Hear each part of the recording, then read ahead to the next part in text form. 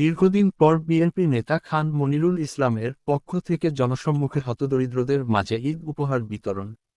বিস্তারিত থাকছে বাগেরহাট প্রতিনিধি রাসেল শেখের পাঠানো ভিডিও চিত্রে।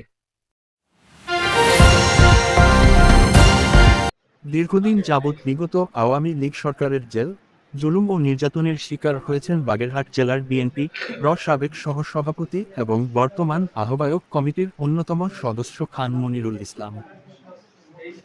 বেরোনোর পরে আপনাদের মাঝে আসার হয়তো আপনাদের অনেকে সাক্ষাৎ হয়নি, আপনারা শুনতে পারছেন। তার জন্য দোয়া করবেন, তার পরিবারের জন্য দোয়া করবেন। সে কিন্তু এই 60টি বছর তার ছেলে সন্তান, বাপ মা, আত্মীয় স্বজন কারো দিক করতে পারে নাই।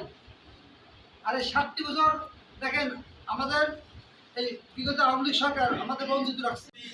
আল্লাহ আমাদের সহায় হয়েছে, আমরা আপনাদের সাথে কথা বলতে পারতেছি। এই যে মানুষগুলো জড়ো হয়ে কথা বলতেছি, এরকমও তো পরিবেশ ছিল না। দুজন মানুষ রাস্তায় দাঁড়ায় কথা বলবো, এরকম পরিবেশ ছিল।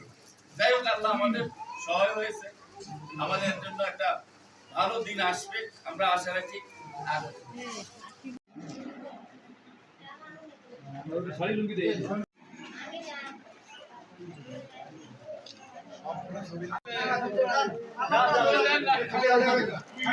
5ই আগস্টের পরবর্তী সময়ে জেল থেকে মুক্তি পেয়ে তিনি ছুটে আসেন তার প্রিয় জন্মস্থান বাগেরহাটে।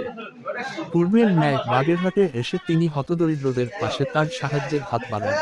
ঈদের আনন্দ ভাগাভাগির লক্ষ্যে তার পক্ষ থেকে স্থানীয় বিএনপি নেতাকর্মীরা এলাকার হতদরিদ্রদের মাঝে ঈদ উপহার সামগ্রী বিতরণ করেন।